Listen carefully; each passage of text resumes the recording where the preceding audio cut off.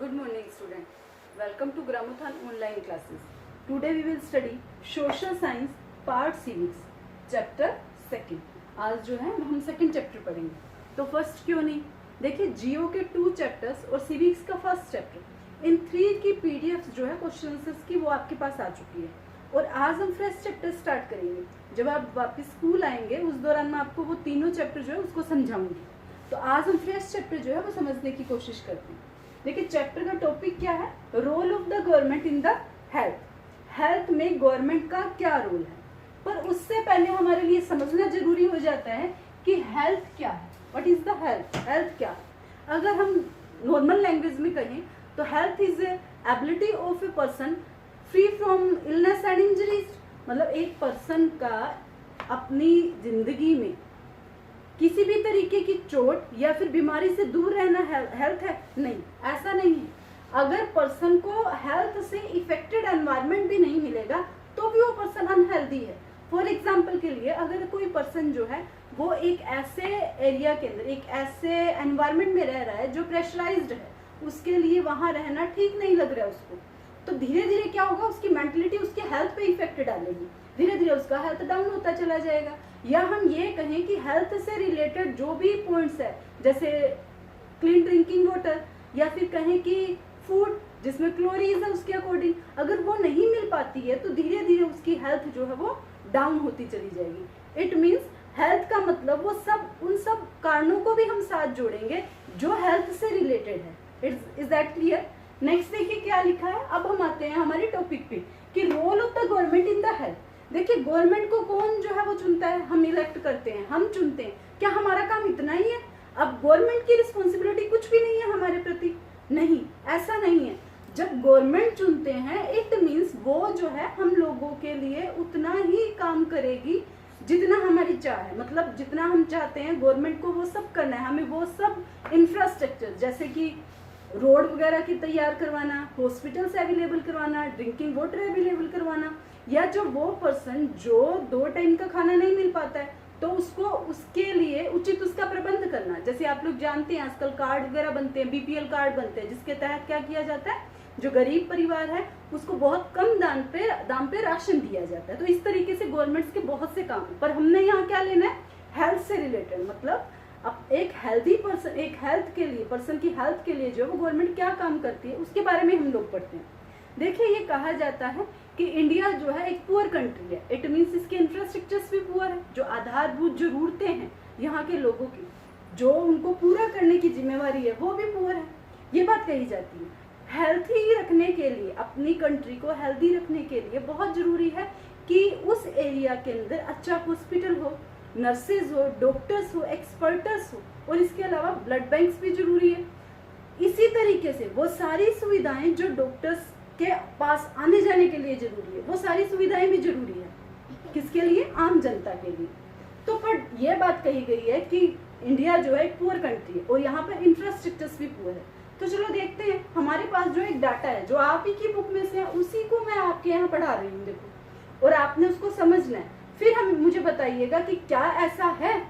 देखिए फर्स्ट जो डाटा है हमारा, मैंने आपको 2 पार्ट्स में इसको जो है वो डिवाइड किया हुआ आपको समझाने के लिए. देखिए फर्स्ट क्या कहता है, जैसे ये कहा India has the largest producer of doctors. India जो है सबसे बड़ा प्रोड्यूसर है डॉक्टर का. ये कहा जाता है कि पर ईयर इंडिया के अंदर 15,000 डॉक्टर जो है वो क्वालिफाई होते हैं. तो देखिए कैसे हमारे पास है जो हमारी हेल्थ केयर सिस्टम जो है वो कैसे पुअर हो सकता है. जो 15,000 डॉक्टर पर ईयर यहाँ पर जो है वो क्वालिफाई होते हैं, तो ऐसा कैसे हो सकता है. पर वही हमारा दूसरा कॉलम क्या कहता है, ये कहता है कि most doctor settled in urban areas. आप भी इस चीज को मानेंगे कि ज्यादातर डॉक्टर्स जो हैं वो अर्बन एरिया के अंदर सेटल्ड है. वो ऐसे चाहते हैं हम एक ऐसे एरिया में, एक बड़ी सिटी के अंदर रहिए जहां उनकी जो बेसिक जरूरतें हैं, जो उनकी रिक्वायरमेंट्स है वो पूरी होती चली जाए. और वो कम पसंद करते हैं अर्बन एरियाज के अंदर आने के लिए. और यही वजह है कि वो एरिया जो है वो इन सब जो सुविधाएं हैं उनसे वंचित रह जाता है. लोगों को कितनी दूर तक जाना पड़ता है एक छोटी सी प्रॉब्लम के लिए, कितना फासला जो है वो पूरा करना पड़ता है डॉक्टर्स के पास जाने के लिए. देखिए नेक्स्ट पॉइंट हमारा क्या कहता है, लिखा कि 1950 के अंदर जो इंडिया के अंदर हॉस्पिटल्स थे वो थे 2770 21 तक आते आते इन हॉस्पिटल्स की संख्या इंक्रीज हुई, कितना हो गया 11,174, और वहीं 2000 आते आते 18,218, और जबकि अब तो 2020 चल रहा है, इट मींस ये और इंक्रीज हुई है। पर वहीं दूसरा डाटा क्या कहता है कि इंडिया के अंदर पर ईयर 5 लाख जो पर्सन है वो एक नॉर्मल डिजीज है टीबी, ट्यूबरकुलोसिस, उससे डाइड हो जाते हैं, उससे मर जाते हैं। लोगों को उतनी मेडिसिन नहीं दी जाती, उतनी केयर नहीं दी जाती है, जिसके कारण ये इतने लोग जो है वो डाई होते हैं हर साल। और नेक्स्ट लिखा है कि 20 लाख पर्सन जो है वो पर ईयर मलेरिया से इफेक्टेड होते हैं। देखिए कितनी बड़ी बात है कि इंडिया के अंदर इतने हॉस्पिटल्स हैं, इतने डॉक्टर्स हैं, फिर भी नॉर्मल डिजीज है उससे भी जो सिटीजन्स है उनको हम इफेक्ट किए बिना नहीं रख पाते हैं और लोग उनसे मरते हैं। तो इसकी वजह वही है। नेक्स्ट देखिए क्या है, नेक्स्ट लिखा है कि India has largest medical tourism. Bharat के अंदर सबसे ज्यादा मेडिकल टूरिज्म बनते हैं, अर्थात इसका मतलब है कि जो फॉरेन कंट्रीज है उसमें से जो एक्सपर्टस हैं वो इंडिया के अंदर सबसे ज्यादा आते हैं, मतलब स्पेशलिस्ट है वो। यहाँ आएंगे तो घूम के थोड़ी जाएंगे, नॉर्मल सी बात है कि यहाँ आ रहे हैं तो अपनी सेवा, अपनी सर्विस यहाँ दे के जाएंगे। पर वही दूसरी तरफ क्या कहते हैं, भाई डॉक्टर आ गए हैं, इट मीन्स क्या हेल्थ सिस्टम जो है पहले से बेहतर हो जाएगी? नहीं। मैंने पहले भी आपको ये बात बताई कि हेल्दी पर्सन के लिए जो हेल्थ के जो पॉइंट है, जो हेल्थ को इफेक्ट करते हैं, वो पॉइंट्स बहुत जरूरी है। तो हमारा डाटा ये बात कहता है जो कम्युनिकेबल डिजीज होती है, कम्युनिकेबल डिजीज मतलब एक से दूसरे, दूसरे से तीसरे में फैलते जाए, जिसका कारण हवा भी हो सकता है, पानी भी हो सकता है, या कोई दूसरी वजह। पर यहाँ ये बात कही है कि वाटर बोर्न डिजीज जो है वो 21% वाटर बोर्न जो कम्युनिकेबल डिजीज है वो वाटर बोर्न है, पानी से फैलती है। उन्हीं में से बीमारियां हैं डायरिया और हेपेटाइटिस। आप लोगों के लगा होगा इंजेक्शन, आजकल क्या है छोटे टाइम से ही छोटे बच्चे को ही हेपेटाइटिस का इंजेक्शन लगना स्टार्ट हो जाता है। पर फिर भी आज भी बहुत सा एरिया ऐसा है जहाँ के बच्चे हेपेटाइटिस से जूझ रहे हैं। देखिए नेक्स्ट लिखा है, नेक्स्ट है कि India third largest producer of medicine and the largest exporter of medicine. तीसरा देश है जो सबसे ज्यादा मेडिसिन को प्रोड्यूस करता है। इट मीन्स हम इतने एक्सपर्ट हैं, हमें इतनी नॉलेज है कि हम मेडिसिन को बेहतर क्वालिटी की, और मुझे लगता है हर तरीके की मेडिसिन जो है हम यहाँ प्रोड्यूस करते हैं। और एक्सपोर्ट मतलब यहाँ से बाहर जाती है मेडिसिन हमारे से, तो इट मीन्स हम फुलफिल है मेडिसिन में, हमें पूरी मेडिसिन मिल पाती है। क्या मेडिसिन मिलने से व्यक्ति की हेल्थ सुधर जाएगी? नहीं। अगर सोच के देखिए, आप घर आते हैं, घर आने के बाद आपको आपकी मम्मा अपनी पसंद का खाना नहीं देती है, आप इतने में गुस्सा कर जाते हो। धीरे धीरे जब आपकी डेली आपकी पसंद का खाना नहीं बनता है तो आप वीक होते चले जाते हैं, बच्चा चिड़चिड़ा होगा सिर्फ इस वजह से क्योंकि आपकी पसंद का खाना नहीं है। जबकि डाटा ये बात कहते हैं कि हाफ ऑफ चिल्ड्रन इंडिया के अंदर ऐसे हैं जिसको 2 टाइम का खाना भी नहीं मिल पाता है। तो सोच के देखिए वो स्थिति कितनी बुरी होगी। तो इस तरीके से हमारा ये चैप्टर जो है वो हमें गवर्नमेंट की पॉलिसीज, गवर्नमेंट की हेल्थ सर्विस के बारे में बताता है। इसी से रिलेटेड आपकी बुक के अंदर 2 जो है प्राइवेट हॉस्पिटल और पब्लिक हॉस्पिटल, पब्लिक जो सर्विसेज है, प्राइवेट सर्विसेज है, उसी के बारे में आपकी बुक के अंदर 2 जो है स्टोरीज है, मैं आपसे शेयर करूंगी उस स्टोरीज को। देखिए फर्स्ट स्टोरी जो है वो हाकिम खान की है। महाराष्ट्र का पर्सन है वो, और वो क्या करता है कि खेती मजदूरी करता है। एक बार क्या होता है, वो ट्रैवलिंग कर रहा होता है, एक्सीडेंटली वो क्या चलती ट्रेन से जो है वो गिर जाता है, उसको लगती है, जोर से लगेगी, नॉर्मल सी बात है। उसको हॉस्पिटल लेके जाते हैं, उसको कौन से हॉस्पिटल लेके जाते हैं? नॉर्मल सी बात है, पब्लिक हॉस्पिटल लेके जाते हैं, क्योंकि वो एक मजदूरी करने वाला पर्सन है, वो अफोर्ड नहीं करता है कि प्राइवेट हॉस्पिटल जाके वो अपनी जो भी मेडिसिन है या अपनी जो भी रिक्वायरमेंट है उसको पूरी करे।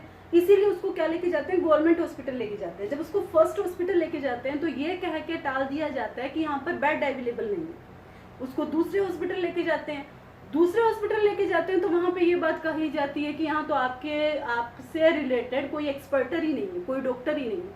ऐसे करते करते बहुत टाइम निकल चुका होता है और उनका इतना ब्लड लॉस हो जाता है कि अगर उनको कुछ टाइम और रखा जाता तो वो बचते नहीं। इस एवज में उनको प्राइवेट हॉस्पिटल में लेके जाया जाता है, जहाँ का खर्चा बहुत बड़ा होता है और वो अफोर्ड भी नहीं कर पाते हैं। वो वहाँ से इलाज करवाते हैं और उसके बाद वो केस फाइल करवाते हैं गवर्नमेंट हॉस्पिटल के प्रति। तो देखिए ये आपकी फर्स्ट स्टोरी थी। सेकंड स्टोरी क्या है, एक स्कूल के अंदर 2 स्टूडेंट पढ़ रहे हैं। एक जो है वो फाइनेंशियली अच्छा है, दूसरा फाइनेंशियली वीक है, दोनों बीमार हो जाते हैं। आप लोगों के भी क्लास में जब कोई बच्चा बीमार होता है वापस आता है तो हम लोग पूछते हैं ना कैसे हो, मेडिकल ट्रीटमेंट लिया, तो वो बच्चे भी उनसे पूछते हैं कि कैसे हो आप। तो जो फर्स्ट जो फाइनेंशियली अच्छा है जो स्टूडेंट, वो कहता है कि मैं प्राइवेट हॉस्पिटल गया था, मेरे फादर के साथ गया, अच्छा वहाँ म्यूजिक चल रहा था, बड़े ही पोलाइटली मेरे से बात की गई, रिसेप्शनिस्ट जो थी उसने 500 रुपीज़ जमा किए, करते हैं नॉर्मल सी बात है। उसके बाद उसकी ट्रीटमेंट चालू हुई, तो डॉक्टर बड़े ही पोलाइटली मुझसे पूछा, इधर उधर की बातें की और धीरे से मुझे इंजेक्शन लगा दिया और मुझे पता भी नहीं चला।